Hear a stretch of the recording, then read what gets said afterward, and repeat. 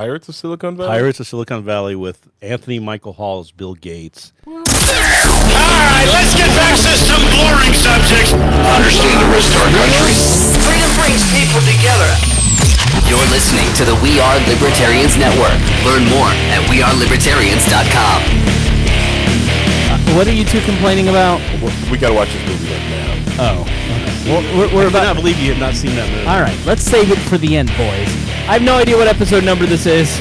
We're so unprofessional already, but that's what you've come to know and love about this show. My name is Chris Spangle. You're listening to We Are Libertarians. We're going to talk about my trip to L.A. I went to L.A. for the first time, and it was a third world country, so we're going to take a look at why, and some of the numbers are staggering.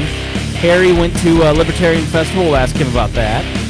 And Rhinehold's here, so you'll be pissed. All right, stay tuned.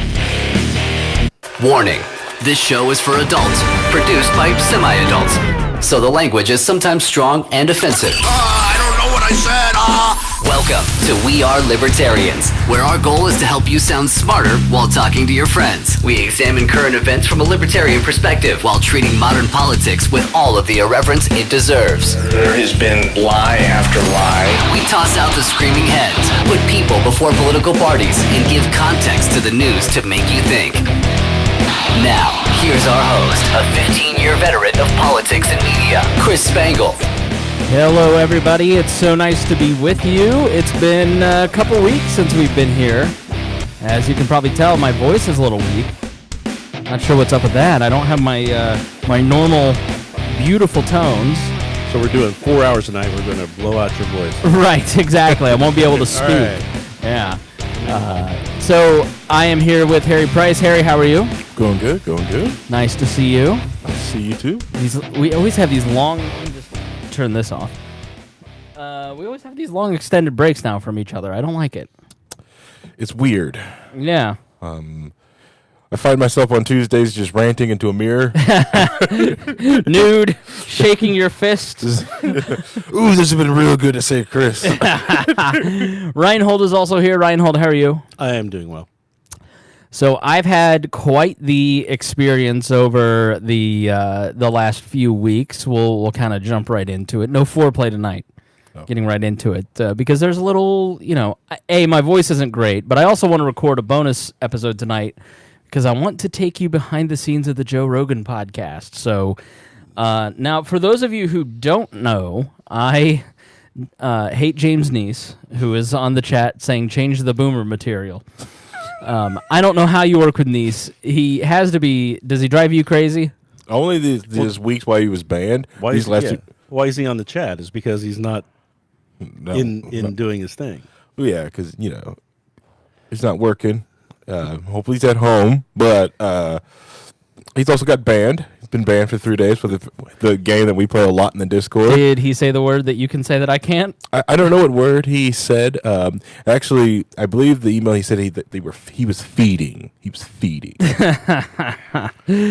He's something else. Now, for those of you who don't know, I have another podcast that I am on now. I know, just what I need, right, Rhinehold? Another podcast, and it's a comedy podcast, and it's called The Pat Down, and it is with maybe the funniest person on the planet. Her name is Miss Pat.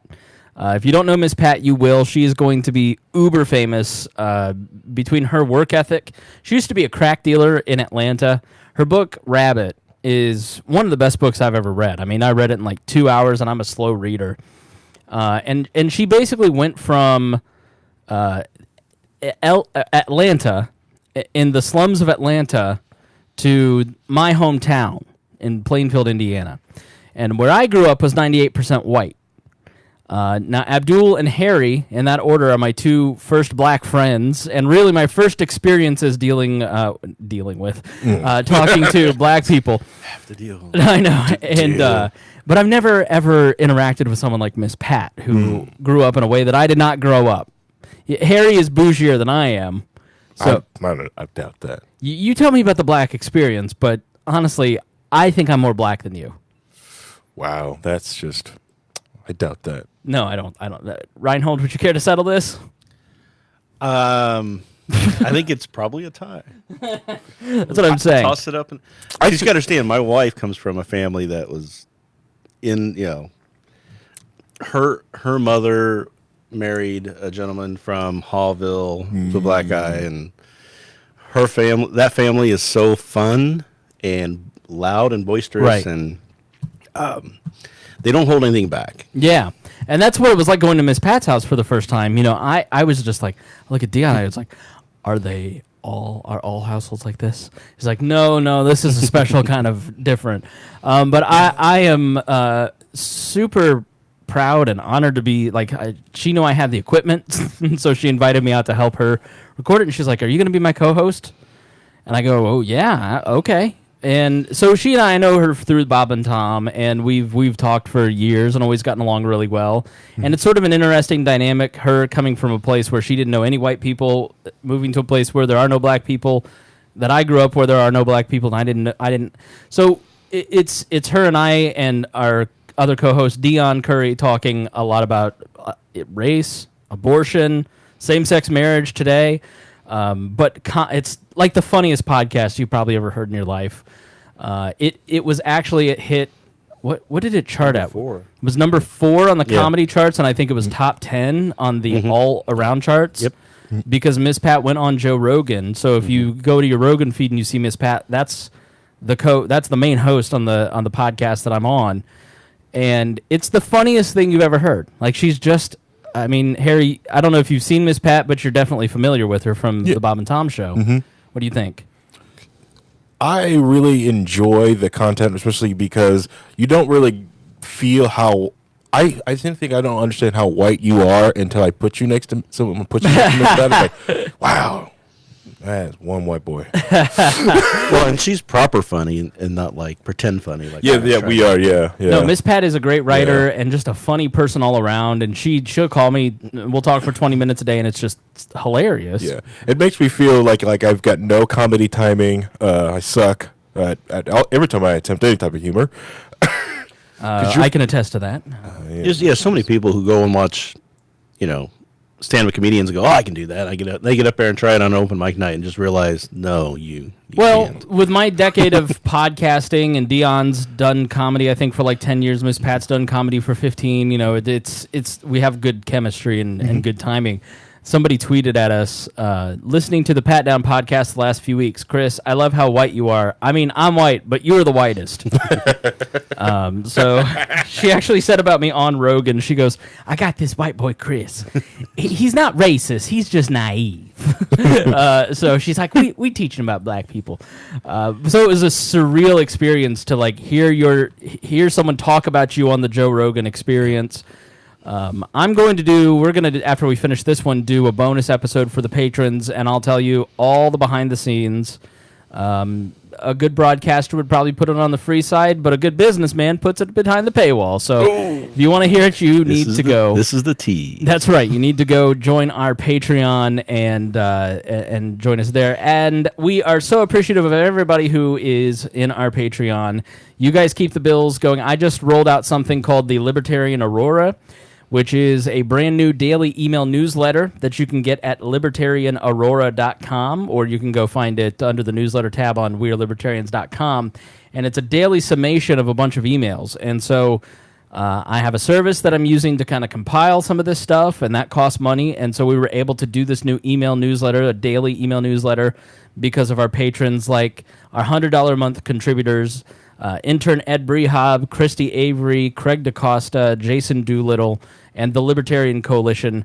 Thank you guys so much. We appreciate you being $100 a month contributors, and all of our patrons. So please join our Patreon, and you'll be able to listen to that exclusive content that you can only get behind the paywall. So it was just a very surreal experience to like go meet Joe Rogan, be there. We'll talk a little bit about it, but that required me flying to L.A. Now, I have never been to L.A. Have you guys been to L.A.? I've been to L.A. several times. Just LAX. That's it. I've been to San Francisco and all through that, the poop apocalypse, which is San Francisco. Okay. I'm going to ask you about San Francisco, because here's the thing that I want listeners to understand.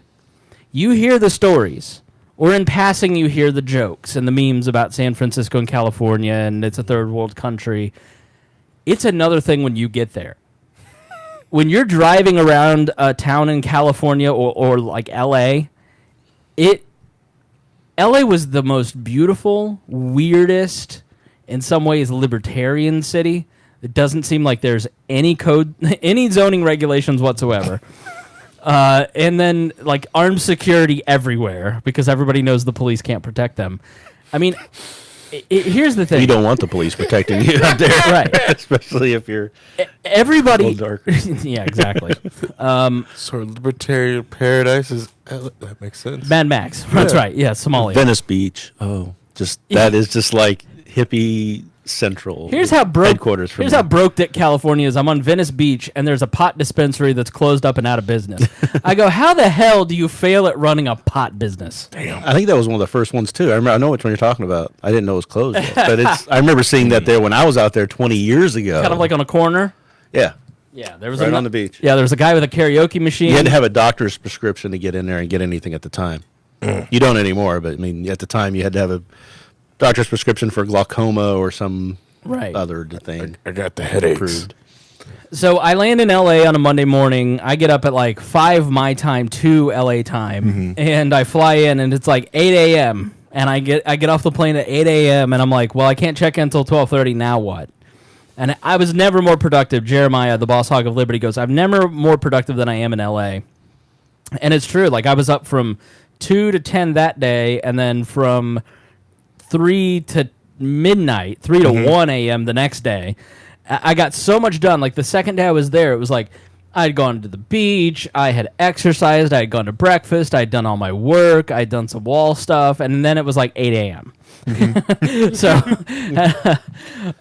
so that first day I just decided to get a car. I'm like, whenever I travel and I go to a place like this, I like to rent a car, and then I like to drive around. Just so I can see the different areas, because you know the touristy areas, but I want to see what a city's really like. You know, I really want to know what a Philadelphia or a Boston is really like. And so I did that with LA, and I get in the car, and I go over to Venice Beach, and I walk around there, see Muscle Beach, and that was kind of cool.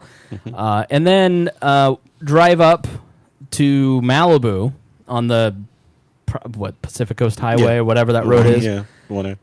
And it's beautiful. It's like you're on the beach, and then you look up, and there's a giant mountain to the right. You know, and LA is crazy because you go from beach to mountain to valley to beach, and then there's like cities everywhere.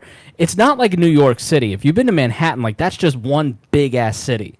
And even here in Indianapolis, it's like Very spread out here. yeah, it's like there's a city in the middle, and then there's houses out in rings around it, and it's just kind of like contained. You know, there's the beginning of the city on the edge of Greenwood, and then you go to Carmel, and then there's no more city. But between then and there, but in California, it was like you drive, and then you go over a mountain, and then there's like another city, but it's all LA still. So it's just the topography was really crazy. And so I drove up to Malibu, and then I got onto Sunset Boulevard, and I drove down Sunset Boulevard into Malibu, kind of checking that out. And then I ended up in Brentwood on the 25th anniversary of OJ killing his wife. So obviously I need to go see where OJ lived. It's the 25th anniversary. I've watched all the documentaries, the TV shows. Like Wait. He was innocent. he He was found allegedly killed his wife. I'm sorry. Yeah. He was is not found not guilty in a court of law. Have you guys seen his Twitter yet? Thanks, Rhinehold. Oh, he's on Twitter now. It's hilarious. yeah. You know, I'm fascinated. I just, you know, and Now here's you're the going to thi- hear from me, not from people pretending to be me or telling you what I think. This is going to be me telling you this stuff. OJ to me is just like a fascinating character, and I think it's because I was in like what? How old were we when that happened? That was 94. So that was like fourth grade. Yeah. So you're kind of in a formative age, and you're old enough to understand what's going on. They rolled the TV in during the verdict in my elementary school lunch, and we watched the verdict. I watched the chase, the Bronco chase. Yeah. We watched it in a nightclub after a friend of mine's comedy show. He comes into town once a year. He used to, and we'd go play golf and do stuff, and then I'd go to the shows. Right. And it was after that show, we're all in the bar watching it on the TV, and it's just like I was in Florida. I mean, I know exactly what we were going to see a movie, and we had stopped by a friend's condo, and we're like watching the chase. My dad's like, I don't want to go to the movie. I want to watch what happens to this. And you watch the ESPN documentary, and you just realize, like, as an adult, I watched it, and I go, oh, he was guilty as hell. But when you're younger and you don't know a lot, like you don't know, it's 50-50. But I was riveted by it. You set up, okay, But- by the LAPD. Right. All right. By a racist LAPD Mark Furman. And so you watch these documentaries and all this stuff, and then to go to where he lived, the street is like minuscule. Like it's a 2-lane street. I don't know how all those reporters and everybody were on that street because it was so damn narrow. It was amazing. But his Twitter is crazy. He's such a weird. He's like, he just has this way of talking where he's just so jovial and everything's great. But I'm gonna tell you what? Put that back over there. Why?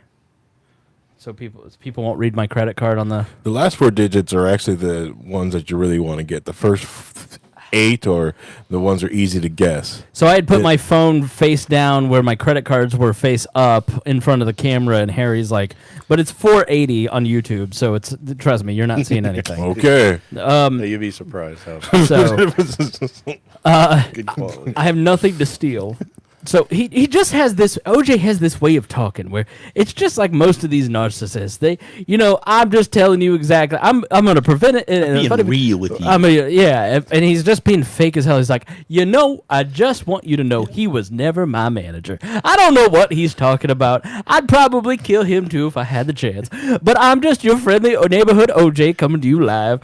Like you watch it, what a freak. Well, he wrote a book saying, I didn't do it. If I did, But if I did, this is how it went down and If how I I would have did planned it. it and everything else. And it's all exactly what happened.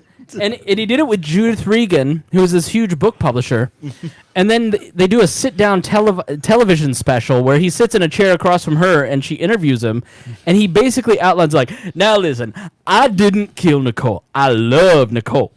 But if I killed Nicole, this is how I do it. And then he goes step by step in how he would kill his wife.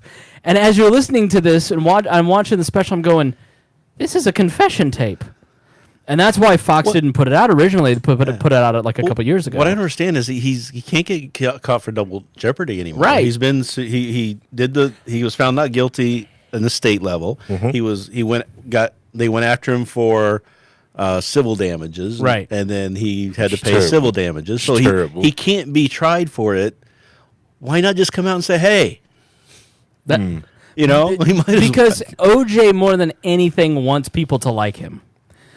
His reputation is the most important thing in the world to him, and it's just very clear. When you watch the long ESPN documentary about him, it's one of the best documentaries ever. Here's the but thing: it's everybody long. already assumes he did it, Right. Well, he doesn't think that. and Everyone. and just look at what's going on with Trump. Trump says he could kill somebody on the street, and Yeah. everybody would still love him, and he's probably true. No, it's true. So It's true. He would Trust do me, the I've same been for him. arguing with people that children actually do need blankets in bathrooms, and then Seems I a have simple thing. I have Republicans saying no. Larry Bird could probably run over somebody in the street, and they would probably apologize for being in Larry Bird's way. Right. I'm sorry, Mr. Bird. Right. Are we going to name names on that?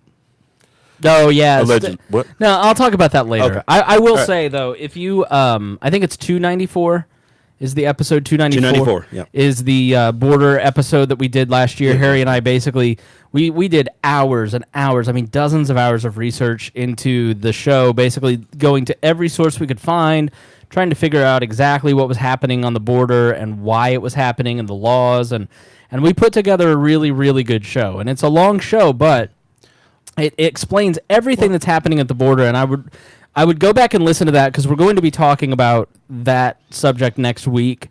I'm still too pissed to talk about it, so we didn't do it tonight. Well, and also the show notes for that show Are are tremendous, extensive. Yeah, tremendous. The biggest show notes you've ever seen. ever. So episode 294, I'll put it in the show notes for this episode, but go and listen to that before you listen to the next episode.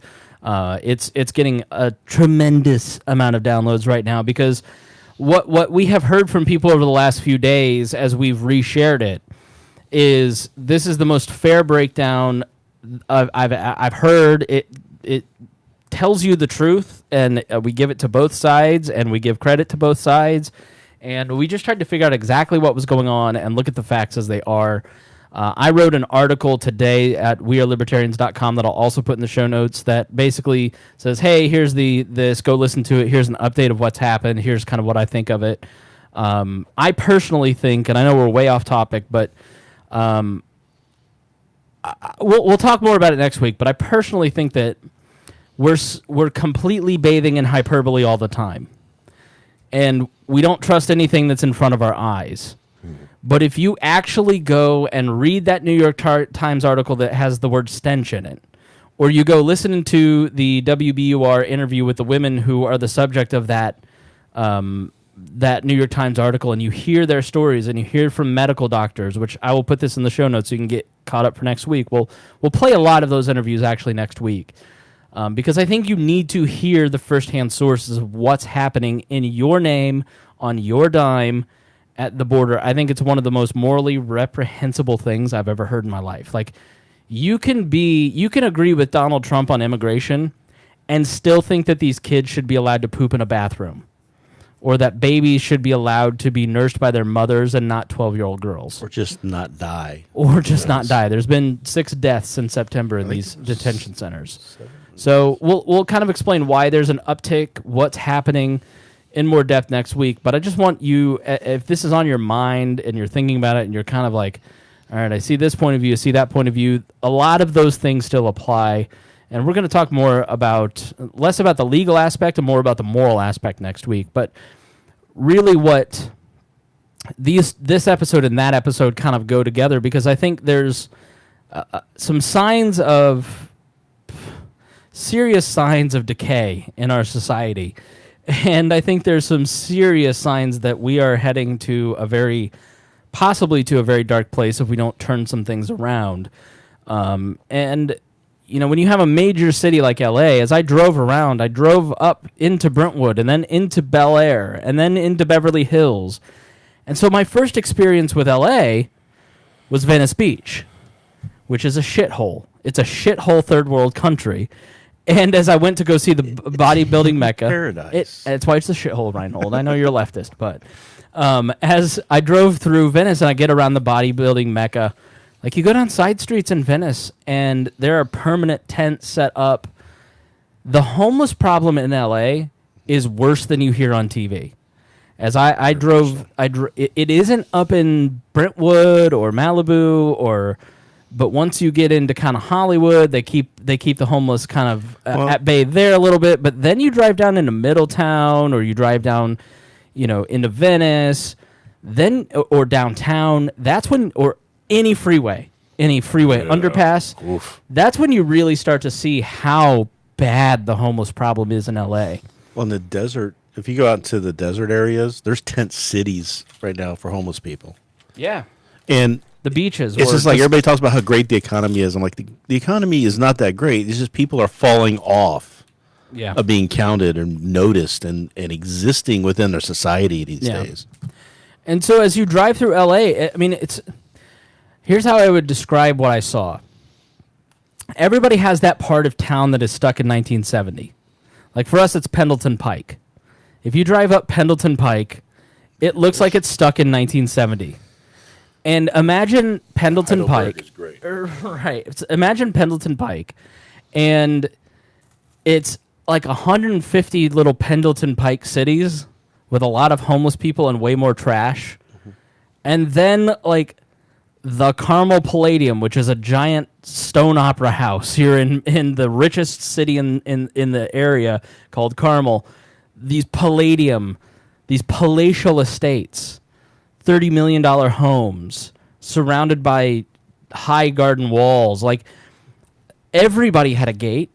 Everybody had security. Everybody, like, not just the mansions had gates. Your average home has gates, bars on the windows. It's just a very eerie place to be, because you go from complete luxury, wealth, Rodeo Drive, and you go 3 blocks south, and it's crushing poverty. Mm-hmm. Yeah, and it makes you wonder. And then it lets you know that this is why all these people from California always talk about wealth inequality so much, because there and it is blatant in their face versus, the rich people here in the Midwest who has the kind decency to go out in the suburbs and put themselves, put acres between us and them. Well, what's funny is that those houses you're talking about, the $30 million homes, or the $100 million homes and everything, the houses next to them that are the crap holes, the little tiny little huts, little bungalows that have like 2 rooms, they're over $1 million themselves. Yeah. I mean, it's just incredibly crazy out there. And I was out there once for work and was staying in a hotel that was right on the line of Beverly Hills and Hollywood. And you could see the difference. It just on that street from one side of the street to the other. Yeah, absolutely. And so what the biggest reason is housing prices. And so I'm not an economist. I'm just an idiot with a microphone that knows how to somehow get people to listen to him. And so I do this show because I read very smart people and regurgitate what they've told me. So I am not an economist, but I do know a good economist, and his name is Thomas Sowell. Mm-hmm. I know you're a big Thomas Sowell, Harry. Big fan. Mm-hmm. Any particular reason why? Well, I love his work. Mm-hmm. And then he also made a piece of work, a great book called Black Rednecks and White Liberals, which is the book that I was seeking for that I didn't know existed my entire life. Yeah. And basically, it's talking about how poor whites in the South have the same culture as blacks because they were all existed in the exact same spot, in the same spot, the same ecosystem, the same economic sphere, and so we tend to think that all whites in the South were plantation owners, but really, it's why, honestly, being around Miss Pat, I really connect with Miss Pat, and I see a lot of white fans of the Bob and Tom show, for instance, or Joe Rogan connect to Miss Pat, and it's because there is a similarity in culture, as opposed to your more waspy, bush-like figures, because there's fluffy. Yeah. Well, yeah, because Right. that's just Southern or Southern culture, Right. Versus when a lot of people would they say that I'm very white. It's like, well, my family's mostly from New England. It's been New England for about 100 years. So I act more New England than anything. Yeah. So he is a great economist. Basic economics is great. And in this interview that he does, he works for the Hoover Institution. And he's talking on uncommon knowledge with Peter Robinson. And the video is titled Thomas Sowell and the Housing Boom and Bust. I will put it in the show notes. And he explains why housing prices in LA and California in general are so high. Talk about purchasers. A lot of purchasers, unsophisticated, just didn't understand these complicated instruments. At the other end of the knowledge scale, sophisticated firms like Moody's and Standard & Poor's had only a very limited amount of hard data available to use when making ratings of stocks and bonds that were based on new and exotic mortgages. Yes. In other words, the rating companies had decades. Prices, people in those housing markets in the United States. Now, so you've got, I'm trying to construct the layers of the problem. Specific housing markets in the United States, coastal California being one, where largely because of government interference in the first place, if that's the correct way to put it, the open space, artificial or government-imposed restrictions on land drives up land prices. People in those housing markets become desperate. What step is next? Institutions begin lending to them newer and more creative kinds of loans, but there's a step here. Somebody's encouraging those institutions. Oh, absolutely. Not more than encouraging. The government required people by the 1990s to supply data on the people to whom they were lending, the race, the income, the communities in which the people were located. And if those numbers didn't suit the government, the banks could have great trouble getting government permission to do things that other businesses can do without government permission, but which the banks, being regulated, had to depend on approval from the Federal Reserve or from whomever else was involved. This brings us to segment 2, which is also the title of the second chapter in the Housing Boom and Bust, which is the politics of the housing boom. You just made an absolutely critical point. Banks have a closer relationship to government than many other sectors in the private economy because the banks are regulated by the government, and the banks can only make certain decisions if the government says yes. If one bank wants to merge instruments, they're given permission to take. To our a YouTube retail viewers, bank I cut sells it at the them- wrong spot. Like I a don't know. $2 billion, had something like a $2 billion line of credit there in your I'm district. finding it. And so all of this is perfectly conservatism. easily. Okay, and of those three, whom does the press still list as national repercussions? Because the inflated values of houses in these places were to adjust to demand much That- more. Houston was very similar. Houston doesn't even have zoning laws. And so therefore, if people wanted more houses in Dallas or Houston, the builders just built more houses. Francisco. In Dallas, in just 1 year, W. Bush, Alan Greenspan, of those three, who was the worst actor? Oh, Barney Frank easily. Okay, and of those three, whom does the press still listen to? And Barney Frank. thank you, Tom. Segment 3, the housing bust. In segment 1, you talked about how the House of Cards grew up, now how it collapsed. Thomas Sowell in The Housing Boom and Bust, quote, in just 1 year, home prices fell by 27% in San Diego, 28% in Los Angeles, and 31% in San Francisco.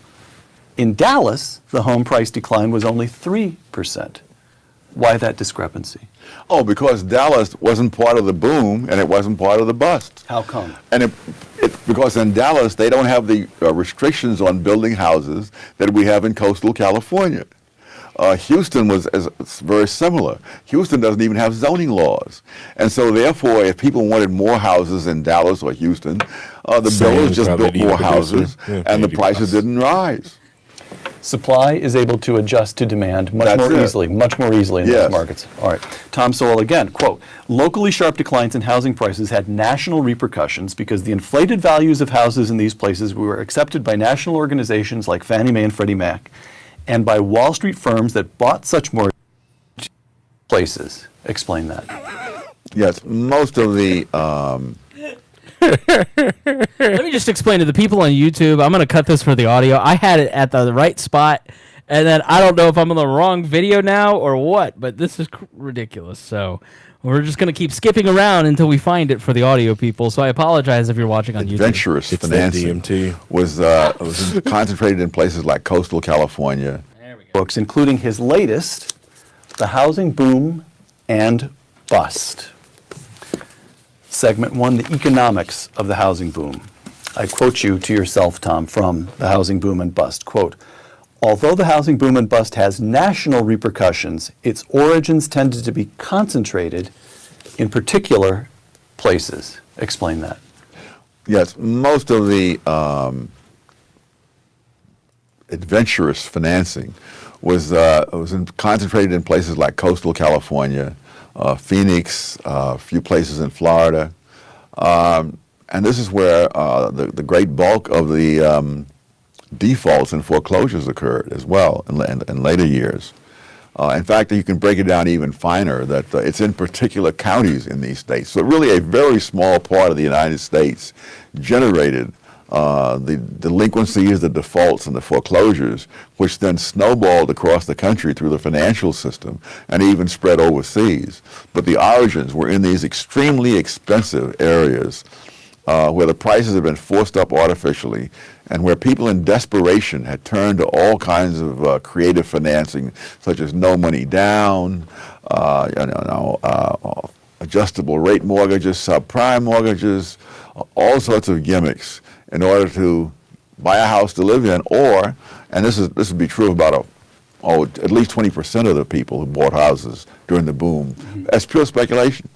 So that given lax lending standards, a speculator could come in and buy 4 or 5 expensive houses with a relatively small amount of money down, spruce them up, and sell them within a very short time. Tom, you mentioned the phrase you used there just a moment ago, that the prices in these small number of housing markets, the prices had been driven artificially high. Yes. And I have to say, in reading The Housing Boom and Bust, you and I both live in coastal California. Yes. And a lot of what you said cut pretty close to the bone here. As you sit across the table from a man with a gigantic mortgage, why were the housing prices artificially high in that handful of markets? Because despite the abundance of land in California, laws prevented people from building on much of that land and made it prohibitively expensive on the rest of the land, so that the housing prices were shot up primarily because the land on which the houses were built were tremendously expensive. So the whole open space movement. Oh, yes. And I lived in one of those houses on the Stanford campus, and I remember, this shows how long ago it was. The house was $260,000. I saw in my insurance that it was insured for only $60,000. So that's the cost of replacing the house. The other $200,000 was for the leasing of the land. I didn't even own the land. And so it's the land that is really the key to this whole thing. That same house, incidentally, I'm told now, has sold for over $1 million, even though it's less than 2,000 square feet. All right. I quote you again. Some of the Okay, so it turns out it was at the beginning. If you're watching on YouTube, there was a production issue. But through the miracle of editing, you people listening have no awareness of what happened. But except I just took all this time to point it out. I'll just cut this too. Just got to put all those commas in there. Right. Like William Shatner. So you have the open space movement where we want a lot of land, we want a lot of open space for the Alaskan sea turtle and his friend the troglodyte to like play together, and then what that does is by reserving all of that open space, you end up artificially inflating the land in places like LA, which drives up the value of the land. So your house the house was worth $200,000 or $60,000, but the land it's on is worth $1 million. And that is kind of like that's kind of everywhere. Like your house is really if you're renting your land, basically. you may pay for the house to be built, but the total appraised value of your house isn't worth nearly as much as the land a lot of times. Yeah, generally. So, Rhinehold, you disagree? No, I mean, I was just trying to think about my place, and I've got 40 acres though, so I mean, my land's going to be a lot more valuable, right, than the house, but it's about close to the same. So as the you can always build houses; they're not building land. Right. Yeah. So you have kind of a perfect storm of a lot of things. First is since the 1970s, the growth of housing prices. And so you end up in LA with a situation where housing gets more and more expensive. And so services keep expanding because they keep taxing on services.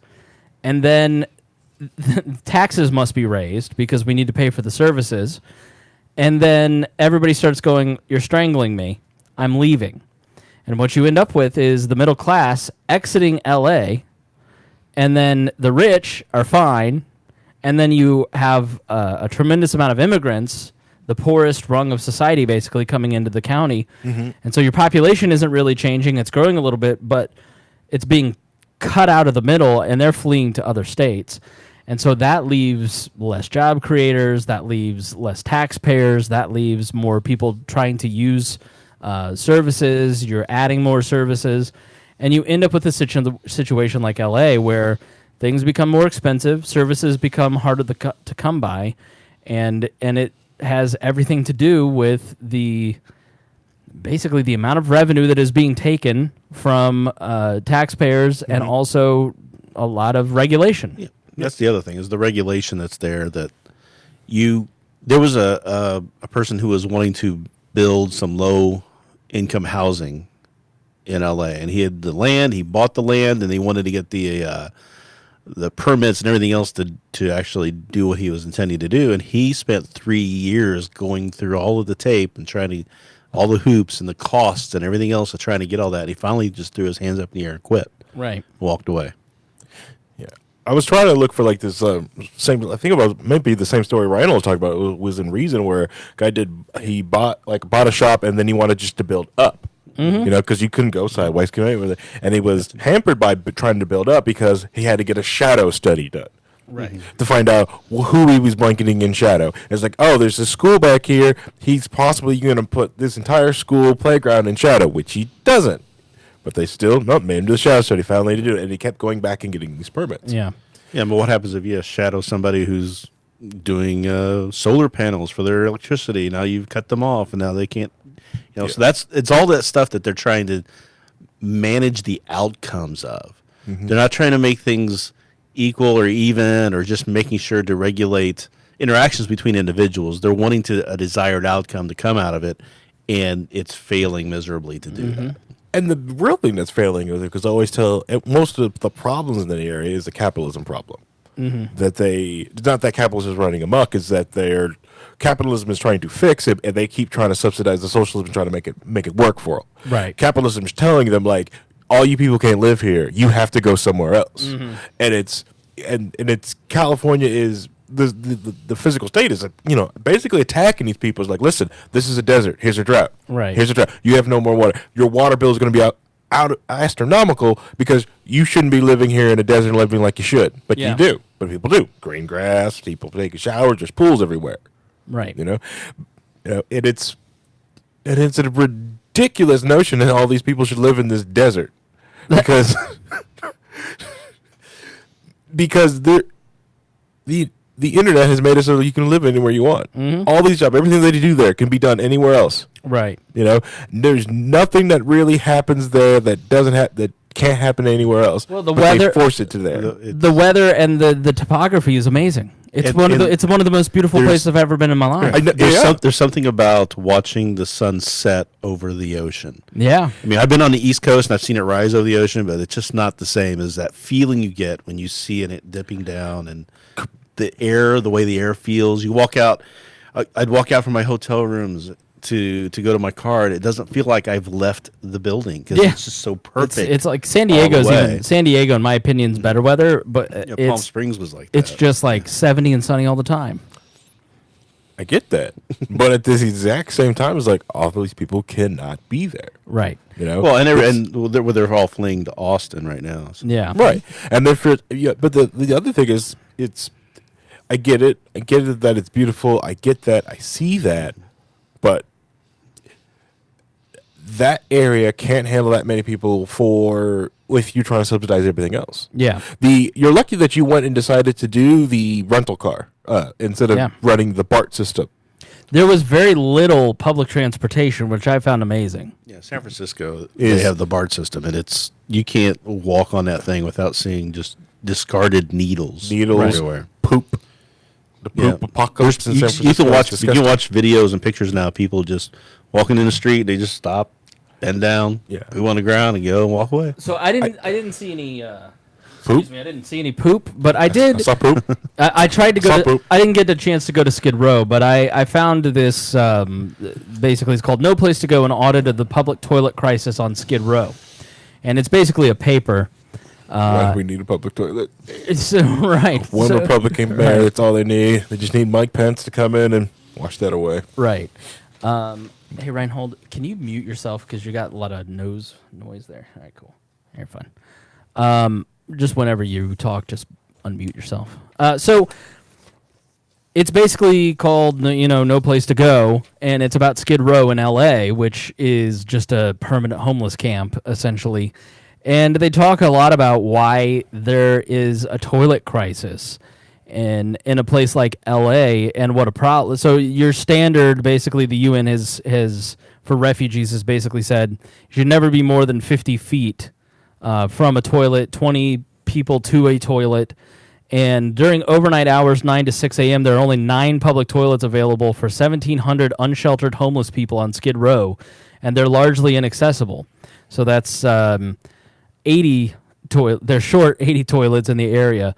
When the overnight occupants are released onto the street, they're short 164 public toilets, and 38% of audited toilets were not operating during supposedly open hours. So this is government.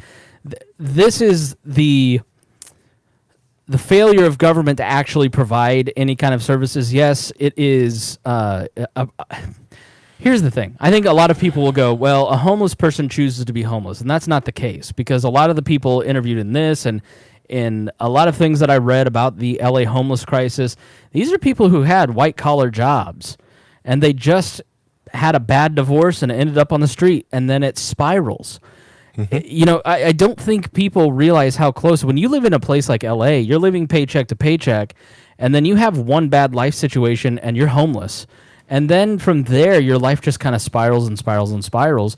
So, like, and as we heard, the housing crisis, for instance, is caused by the government and their policies, taxation. And so you have the human cost of public policy is basically that more people end up homeless, more people end up hungry, more people end up pooping on the streets.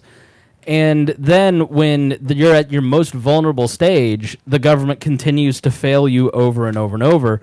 And so during overnight hours, the public toilets, they have automated public toilets that are powered down and inaccessible at night. When they're powered up, they're often obstructed or impossible to enter. Many of the public toilets lack any kind of stalls or doors that lock.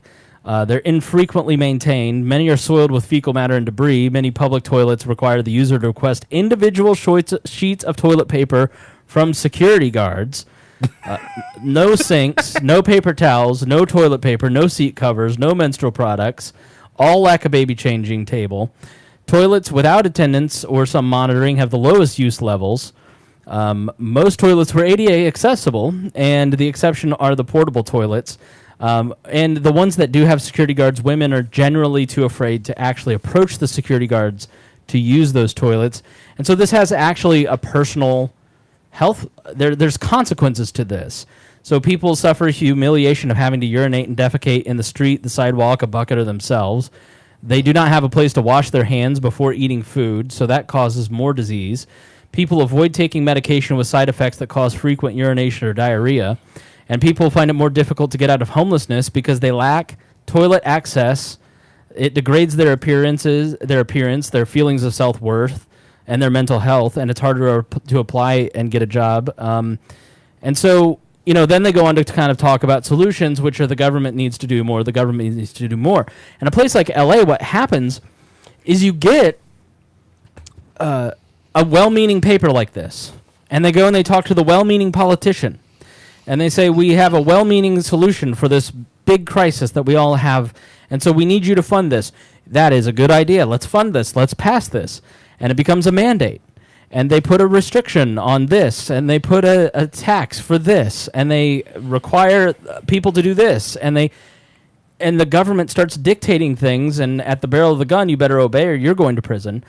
And so people end up getting totally constrained.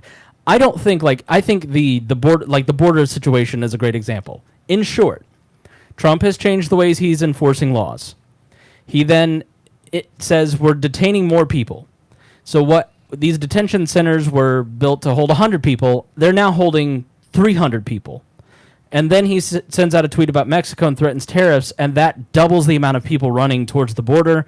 They're capturing more people, so now it's 500 people. And then the budget for the supplies in the detention center never changed. The security guards have no ability to buy more supplies. They have no authorization to do other things other than what they're told to do. And so you end up increasing the demand, but you never increase the supply because of bureaucratic interaction. Mm-hmm. And so that is the nightmare that is LA. That is the nightmare that is relying on the government to do anything. Watch Chernobyl. You see the bureaucratic inaction and how the blame game ends up costing more people lives. They just deny that there's a problem, or they appear to be doing something, yet they never do anything effectively because there's no more resources to get. And so, well-meaning people like this, she's right. Those people do deserve a toilet. Their lives would be better served if they had access to a public toilet. Mm-hmm. And so that's just one little piece of the entire picture of the life of the homeless crisis in LA. And there's thousands of these little well-meaning things that we want the government to do on a daily basis, and hundreds of laws that are passed by the LA City Council every year. And over time, it just leads to a completely intractable situation where your middle class, who run the majority of the small businesses, which make up the majority of the middle-class jobs, leave. They go to Texas. Mm-hmm. And so there's less jobs, there's less housing, there's more homeless, there's less services for those homeless, and you end up with the nightmare that is L.A. So is just YouTube and Twitch, is that just subsidizing, trying to subsidize middle-class people? get them working. What do you That's mean? why all the YouTubers are in LA because it's the only jobs they can really get. That's Right. why they hit it so hard in the paint. It's like, this is it. If I can't do this, go to Texas. So let me give you a few facts. Go ahead. Sorry. Oh, but the thing is like, yes, they deserve a toilet, but they can't. But not there. I totally agree with you. And you're right. Like, I'm over here entertaining Rhinehold with pictures of the Black Death because if they're pooping and stuff in the streets and the rats and they're not washing their hands, this is how these diseases spread. You've got all these people complaining about anti-vaxxers and how we don't want the measles and all these other drugs. But if you got all these people in L.A. pooping on the streets with their mice and their fleas, a suburban white child that is 9 months old, Yeah. who never sees anybody, that's not going to put you at risk for measles. Yeah. Susan, who's the anti-vaxxer at daycare, is not your enemy. It's the typhus spread by the fleas from the oncoming housing homeless crisis that's where the danger lies. So let me give you a few facts about LA. It's from 2015, but it's by Hector Tabar in the New York Times. How Los Angeles is becoming a third world city. He moved from a third world city. And he writes, let's see, sorry. The paradox of increasing homelessness and rising prosperity has finally gotten Los Angeles talking about inequality. But the gap between rich and poor has been building for 40 years. And every boom and bust simply accentuates the trend. Bill Boyarsky, a retired city editor at the Los Angeles Times, dates the beginning of the decline of the industrial LA in the 70s. Quote, "We lost a huge number of middle-class jobs. At the same time, the tax revolt led by the businessman and politician Howard Jarvis cut funding for public education. We ended up limiting the ability of kids to move ahead of their parents. Los Angeles still has a much larger middle class than your average developing world city, but privilege and inequality are spreading in all sorts of public places. Rich and poor have long suffered the freeway together, Porsches and pickups alike gridlocked. Now we have new toll roads. On some freeways, you can literally buy your way into the fast lane. Dodger Stadium used to be one of the city's most democratic entertainment venues. In '62, the most expensive seat was $550, about 4 times the price of a bleacher. Now it's 30 times more expensive at $1,000. 30 years ago, a family of 4 at poverty level lived on about $10,000, about double the annual tuition of the city's top prep schools. The equivalent federal poverty line today, $24,000, would barely cover 2/3 of this year's tuitions at schools like Harvard, Westlake, or Polytechnica in Pasadena. In the cities of the developing world, class differences this wide are fixed. Homelessness is a kind of caste, and the poor city dwellers live in permanent squatter communities. In Buenos Aires, where I once lived, their homes are often built with discarded bricks and tiles. LA doesn't have neighborhoods like that yet, but homelessness has become semi-permanent in many places. A decade ago, a man created a shelter under a bridge across the street from my in-laws in South Pasadena. A series of homeless people have occupied it ever since. So, you know, it shows you the amount of inequality. And I would love to get my cat off of my next article so I can read that. But there was another great article by Victor Davis Hanson, who, when it comes to foreign policy, I'm not much for. Rhinehold, you and I are probably not Victor Davis Hanson fans overall. But he has written a stellar article on California and in its first third world state.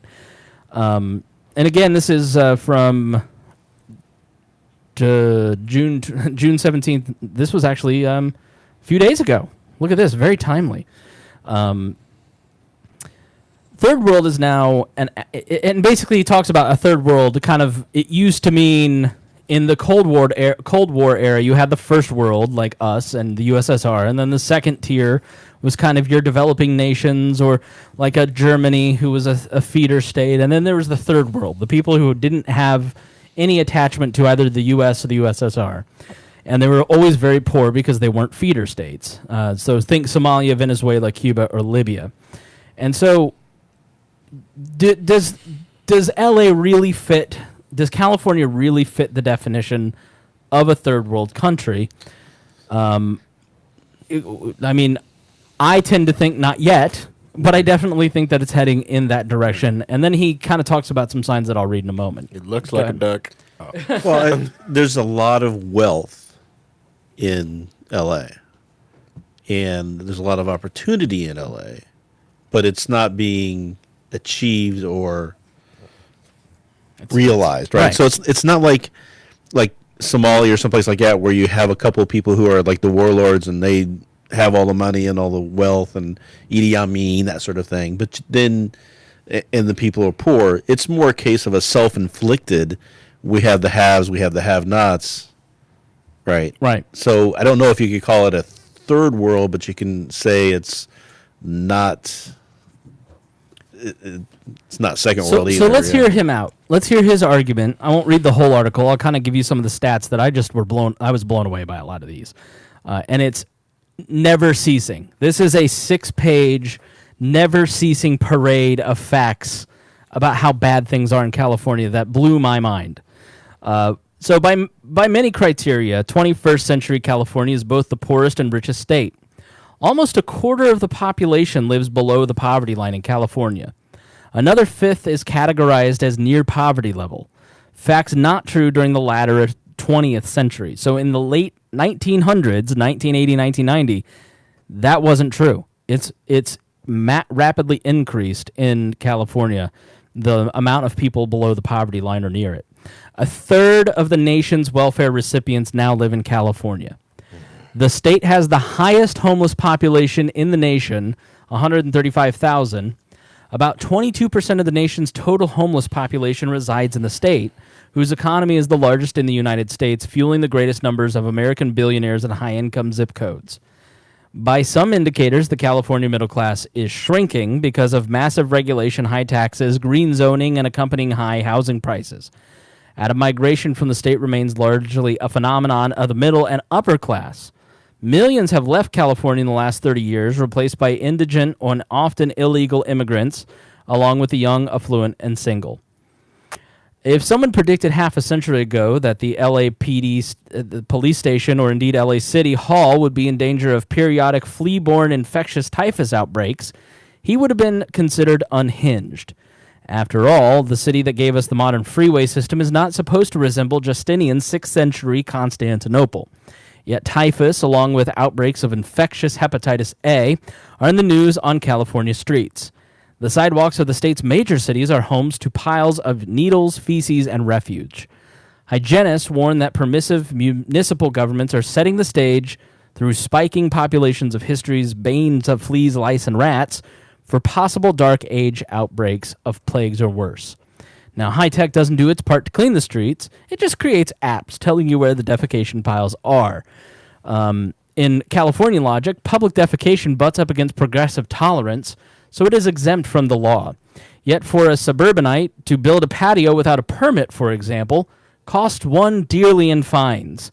Indeed, a new patio without a permit can be deemed more dangerous to the public health than piles of excrement in a public workplace.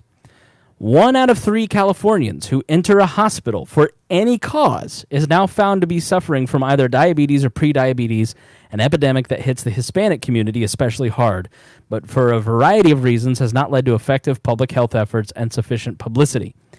State-run dialysis clinics now dot the towns and communities of the Central Valley, a tragic symptom of dietary culture, massive illegal immigration, and poor public health education. So now on to infrastructure. California's transportation system, to be honest, remains in near ruins. Despite the highest gas taxes in the nation, none of its major trans-state freeways, not the 99, the I-5, not 101 after 70 years of use, are yet completed with 6 lanes, resulting in dangerous bottlenecks. So he says driving 99 south of Visalia or 5 north of Coalinga is right out of Road Warrior, but not as dangerous as the fossilized 2-line feeder in 152. So he then goes on to talk about the now, meanwhile, the concrete carcass of the recently canceled multi-billion-dollar high-speed rail system dots the skyline over Fresno. Bureaucrats now insist that more billions must be spent to ensure that a short segment of the least traveled route will be finished, though they obviously do not anticipate spurring a new tourist or commercial corridor between Merced and Bakersfield, which is just kind of north and no man's land between L.A. and San Francisco. Mm-hmm. High-speed rail gurus insist on salvaging something of the boondoggle, not because they have an economic rationale justifying more dollars. They would just which would be far better invested in improving freeways, airports, and rails, but largely out of pride and shame that this didn't work. In 1973, when I first visited and lived in Greece, the roads were medieval. The old Hellinikon airport, I need a Greek around, airport was dysfunctional, if not creepy. Highway rest stops were filthy. I've lived in or visited Greece in the ensuing 45 years, including occasionally after the 2008 meltdown, and yet today the freeways, chief airport, and rest stops of poor Greece are in far better shape than they are in California. LAX's poor road access, traffic, uncleanliness, crowds, and chaos seems more pre-modern compared with the current Athenian airport. It's an eerie experience to see America's once premier state, currently at its supposed acme, now resemble Greece of the colonials a half a century ago. Power outages are characteristic of third world countries. Here in California, we are advised to brace for lots of them. Given that our antiquated grid apparently contributes to the brush fires on hot days, as a native, I do not remember a single instance of our 20th century state utilities shutting down service in the manner that they now routinely promise. Crime has increased in the last 3 years. It is an epidemic in local jails. San Francisco has the highest property crime rate per capita of any major city. The California prison system is a mess, and sanctuary cities ensure that illegal aliens charged with crimes will not be deported. Pick up a McClatchy newspaper, and you'll see the day's fare of Central Valley criminality, even after sanitation and editorialization, is mind-boggling. Now, California's cycle of wet boom years and dry bust years continue because the state refuses to build 3 or 4 additional large reservoirs that have been planned for more than half a century, and that would store enough water to keep California functional through even the worst drought. The rationale isn't either that it is more sophisticated to allow millions of acres of feet of melted snow to run into the sea, or it is better to have a high-speed rail line from Merced to Bakersfield than an additional 10 million acre feet of water storage, or droughts. Basically, he's saying they have no good argument for this. 27% of Californians were not born in the U.S., a large minority of them residing in the United States legally. Yet California's universities, pop culture, are forefront of the salad bowl and identity politics policies that obstruct assimilation, integration, and intermarriage. The historical remedies for the natural tensions that arise within multiracial and multi-ethnic societies. So he's saying basically that integration, assimilation, and intermarriage heal a lot of those tensions, and politicians are essentially exploiting classes to continue through government policy. Yet again, California schools are usually in the bottom decile of national rankings. No one in polite conversation asks why that is, given that the state's K-12 schools used to be among the most competitive in the U.S. Yet again, in medieval fashion, the professional schools and science and technology of California's premier research universities are among the highest rated in the world. But yet, many of the people that attend these universities do not send their kids to public elementary or high school.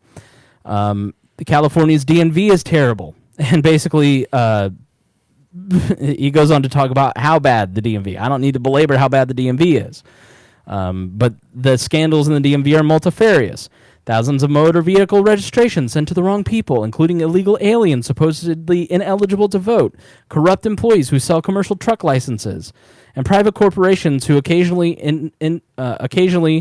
sell hard data reservations and appointments. Basically, people are trying to do a concierge service for the DMV. California now has the highest basket of sales, gas, and income taxes. With a state surplus and a slowing economy, one would think that the legislature and governor would pause before even considering more taxes. After all, a new federal tax law limits write-offs of state and local taxes to $10,000, which rapidly has spiked their taxes in these blue states. Yet the rule in California is to punish the upper middle class while pandering to the rich and romanticizing the poor. They're now considering new punitive inheritance taxes and an imposed internet sales tax. It just imposed the sales tax. So you basically, if you die, whatever they didn't tax, you can't leave the fruit of your labors to your children. California's apocalyptic present has created an alternative universe in good third world style of pay-for-play services. To avoid the emergency room, the last time I used one, 2 gangs squared off in the waiting room to continue what their wounded members were under treatment for. Progressive Californians often paid for concierge medicine and anything private to avoid at all costs the state services. The coastal corridor elite often put their kids in Tony prep schools that have sprung up or vastly expanded. In the fashion of the 60s white Southern academics, academies that were designed to circumvent federal desegregation edicts, elite progressives mimic these old-style segregationists and send their kids to green and multicultural schools, but never actually send them where it might be diverse. In fact, Jerry Brown, Dianne Feinstein, Nancy Pelosi all live in the upper income areas of California amongst the mega rich, and they never drive the same streets. They never go to the same hospitals. They don't use the same service that your average middle-class person uses, and therefore no changes ever actually happen. So I think he makes a compelling case. You see a lot of societal rot in terms of government policies leading to a society that is crumbling. I think when you kind of look through all of these different facts, you go, there's a lot here that shows that there's some real big problems. And I think it's clear what the root of the problem is. I mean, blaming capitalism seems sort of, yes, blaming capitalism as Rhinehold might do, seems sort of counterintuitive. Poor Dennis. So, I mean, when you hear some of that stuff, what do you guys think?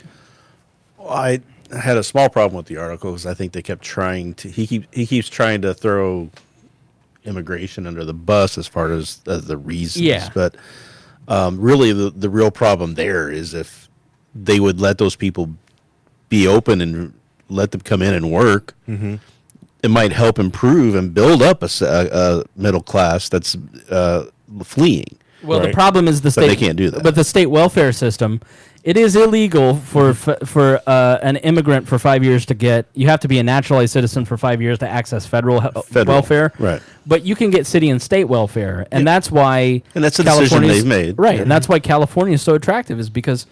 And that's why they have so much of the influx of population there, is because people are going there for welfare services. But it's also they treat people they treat the immigrants coming in there as human beings and not the reason for their failures or the taking their jobs or whatever. They actually treat them somewhat respectfully. So that's where they're going to want to go. By stealing from productive members of society and No, I getting mean, but the illegal aliens. I mean, the illegal people are working. And have to pay taxes. They're paying substance. I get what you mean. Yes, I get what you mean. They're not looking at them that's as part of it. Like enemies. I said, it's part of it, not because of the fact that there's immigrants there. It's because they're trying to come up with an outcome, and they're trying to manipulate things, and they're trying to do all these things government-wise. I mean, look at all of the different rules that come out of government that we have to deal with across the country because of California. Yeah. Mileage laws and what we do with what cars can have. I mean that's all because of standards. emission standards from California. Everything, if you look at just about any product and you see some warning about PCBs or cancer causing or something like that, it's because somebody in California creating themselves a job of some sort in government has decided that this is what should be on there, and businesses want to do business with California, so you just put it on everything. So now we all have to deal with the insanity that's out there, and it's mostly just because so many people are working for the government and just trying to keep themselves employed by just busy work. Right. I would say this: the company I work for, we have employees and stuff like that in California, and it is the worst place to try to deal with. Like if something happens, right, and they call you and they try to use their cell phone, you've got to get them to stop, because the moment they start using their cell phone, and because of California, the laws are, I've got to pay the bill, even though I didn't tell them to use their phone. I gave them something else, but they break down and just use their phone. Guess what? We're paying that freaking bill. And it's like, oh, no, I'm not paying that. I didn't ask you to use that. There's something perfectly fine at your desk. Go use that. Well, I don't want it. It's just like, doesn't matter. So here's the thing: is that's what I'm paying for. I adore LA and the fact of the climate, the feeling, the beauty of it. Santa Barbara, beautiful. I drove from San Francisco, almost San Francisco, down that coastal highway all the way to L.A. And it was just hours of just beautiful area. I stopped at San Simeon, got to check out the Hearst Castle. I fell in love with Big Sur, driving through Big Sur. It's beautiful. So I have an affinity for wanting to live there, but there's no way I would move there because the people are crazy. It's way too expensive. So why would I do that to myself? I can live here and put a lot more money away and have more stuff than I could if for what I pay for a house in 40 acres here. I could not buy a house there. Yeah, but how much was your mule? Well, the mule comes with it. So I had family members who, very well off, lost a house in California that was, like a couple thousand square feet. It was like $2 million. They move here. Yeah, they move here and they buy a house. No, it was $6 million for like 3,000 square feet. They move here on Geist, which is one of the swankiest areas of town, right on a reservoir, and they get $1 million home, and they get like 13,000 square feet, like or something crazy. I mean, the cost of living in California, everything was 50. Like, if you went to the gas station to get a bottle of water, it was $4. It wasn't $2 or $1.22 like it is here. And a lot of that's tax. Yeah, it is. It's artificially inflated. And the artificially inflated tax of the gas. Which they're doing partially just to get people not to use the gas, that gets added into all the different products and services that people have to use to transport those goods and services around. So they have to start to pay the gas. Yeah. So it's increased this cost, it's increased that cost. It's just a blooming effect when you try to do stuff like that. Gas was $4.60. Fast food meal cost about $10. Here gas is like $3.20, and then a fast food meal's like and that's the $7. thing is you're that not even shopping around for $3.20. the minimum wage in California should probably be $15, $20, and it probably is for a lot of people working there. But when you try to make it a national thing, and that's the real problem, is that they're trying to national this stuff. $15 an hour here is pretty good for a lot of people. Sure. It Can you just doesn't being work. That? It's great. Getting $15 an hour, like living in like Shelbyville or something like that.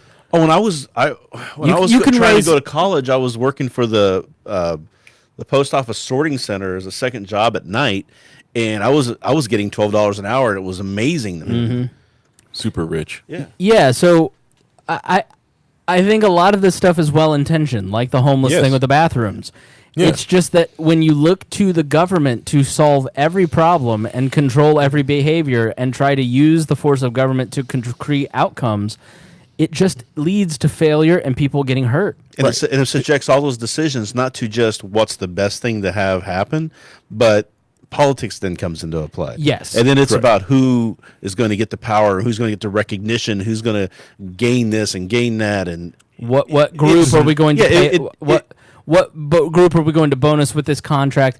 So from a utilitarian point of view, if you're looking at, is this policy good because we're looking at the outcome? What is the outcome of things? There never seems to be a recognition that in California that what we're doing is not working. All of these trends are going the wrong way. What's the common denominator? They blame capitalism or something abstract or wealth inequality, they're not but doing enough. They never go, how is that wealth inequality constructed and what decisions did we make? You heard it in that one article in the New York Times. They blamed it on the low tax guy.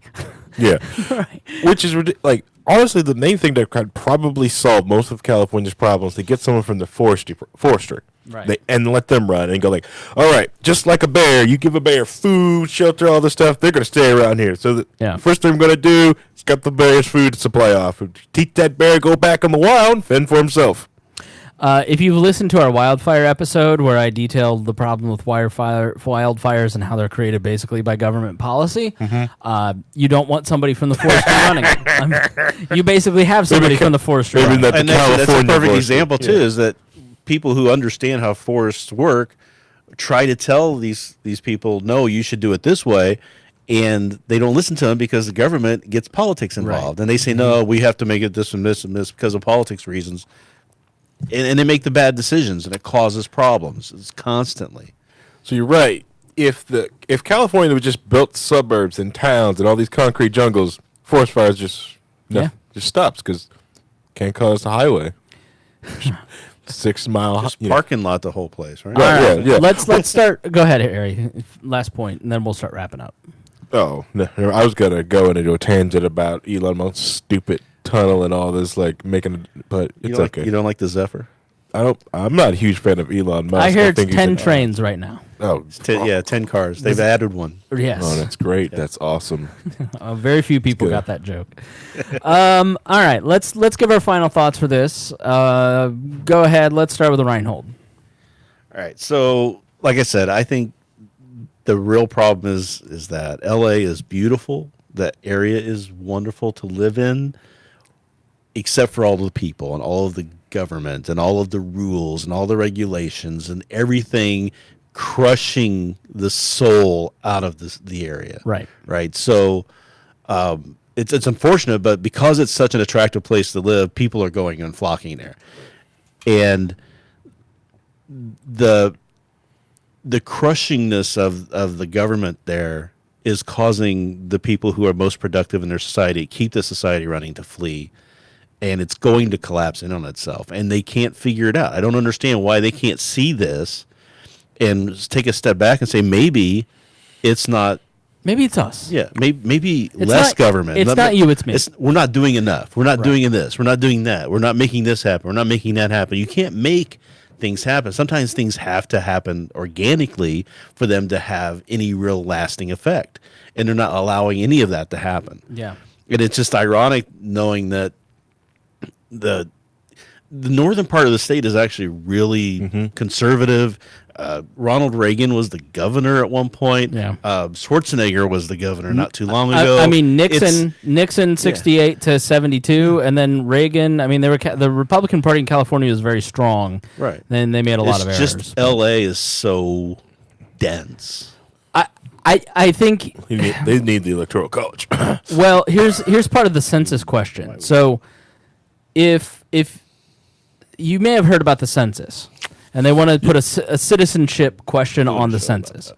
Yeah, well, and so, and if you've read more about it, but as I understand it, if you were to put a citizenship question on the census, and people answered honestly, because it's a sworn affidavit, I think, that they're citizens or not, and then you basically say, we're going to reapportion the House and electoral votes based on legal citizens and not population, then you'd lose a bunch of seats in all these blue states and blue cities.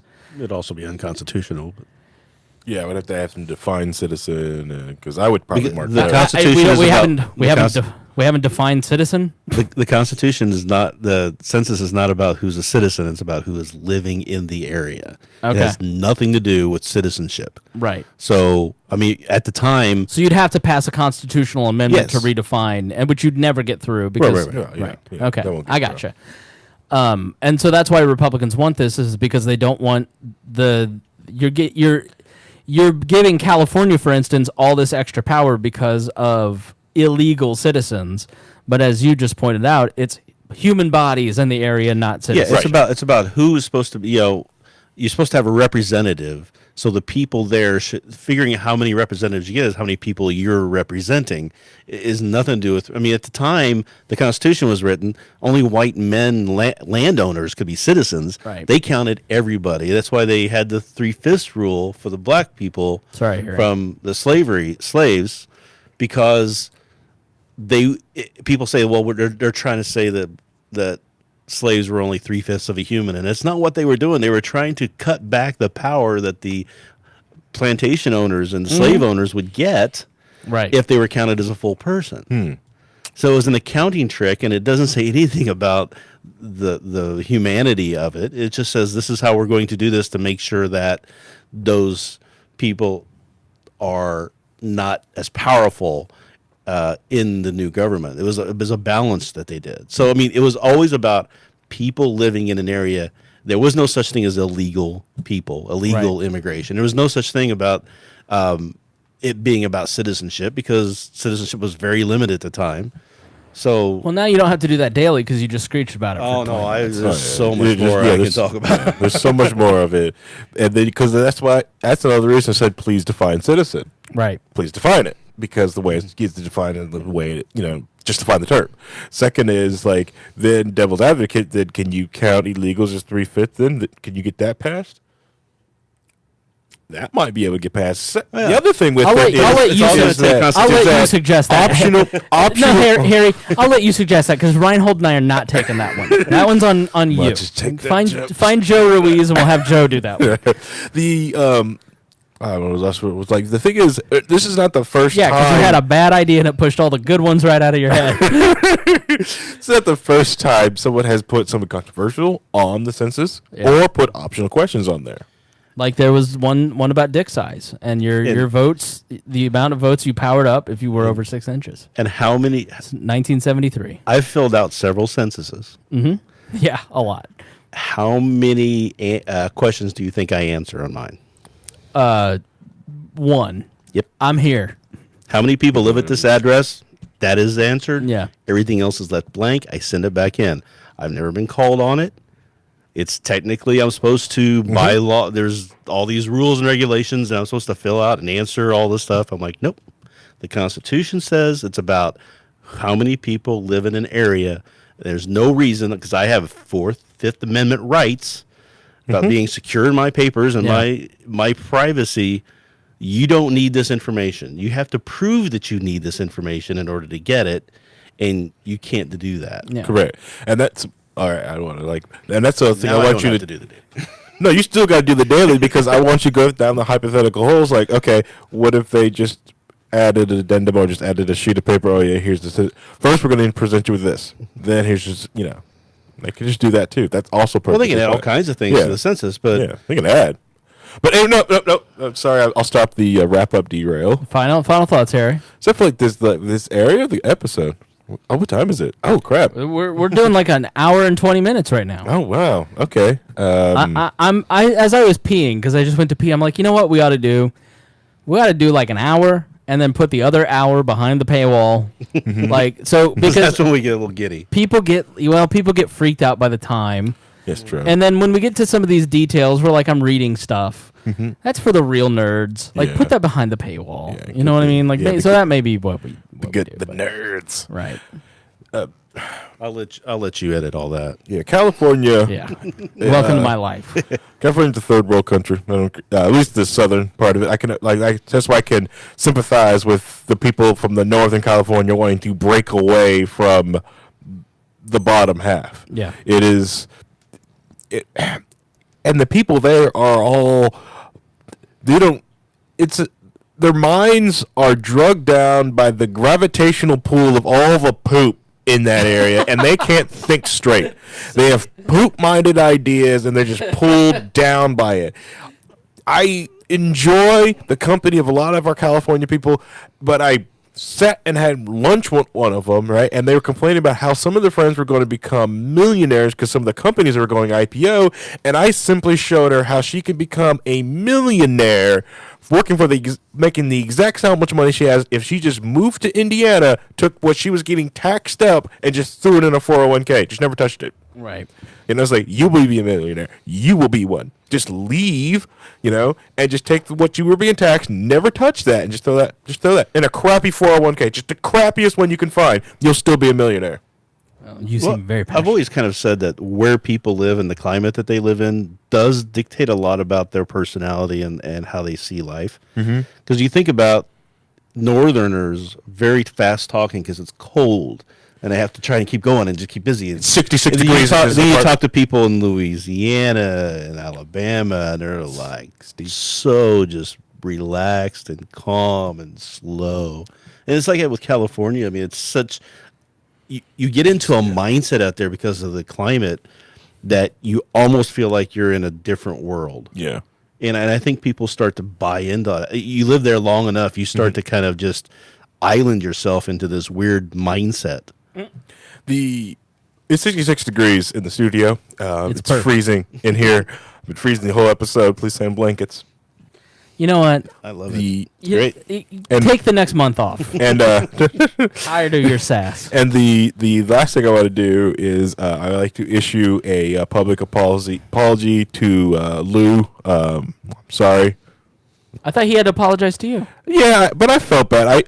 I criticized a way another man smoked on his grill, which is not good. I should have did it in a more private venue instead of in front of people. Question his manhood? I didn't question his manhood. I was like, No, you I did. thought his rub was pretty good, but I was. You just, question a man's rub, you question his manhood. I didn't question his rub. I questioned his ribs. Okay. Wow. All right. That is And I just want to say I'm sorry. I should have did brutal, that. brutal in meat judgment happening at Midwest Liberty Fest. Yeah, I brutally meet Judge Lou, and I shouldn't have done that. I should have did that in a more private venue, and I public apology saying sorry. That's very nice of you.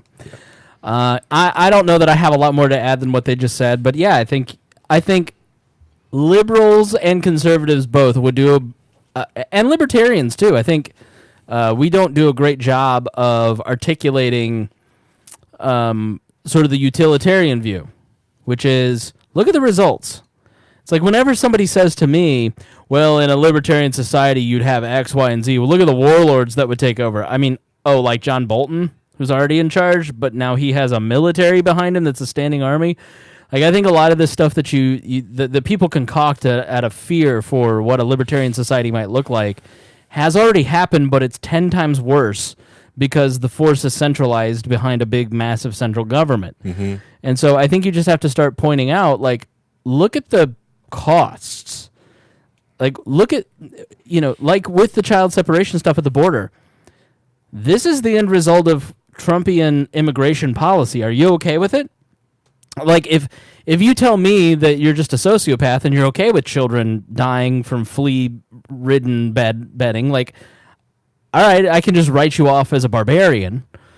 But, like, if you're not okay with that, then you need to reconcile the fact that this is the end result of closed borders. Like, this is what closed borders look like, and it's just as taxation, for instance, is a blockage in the free flow of capital, an asset for building a business.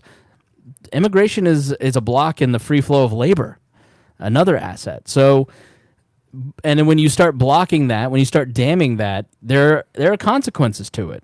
And blocking the consequences of robbing a society of its monetary resources and importing too much labor in California is absolutely destroying that society. By the same token, it's when you don't have enough labor to actually you stall growth. So I think you have to look at this stuff and you have to go like, why do you guys think this is a good idea? Look at the results. Like, the results are clear. Data is usually you can kind of get at the truth and get at the data and understand what's going on. So that's what I would do.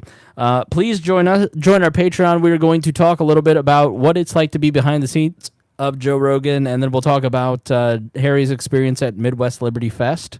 So check that out. That will be our bonus episode this week. Thank you so much for joining us here on this episode of We Are Libertarians, and we will talk to you next week.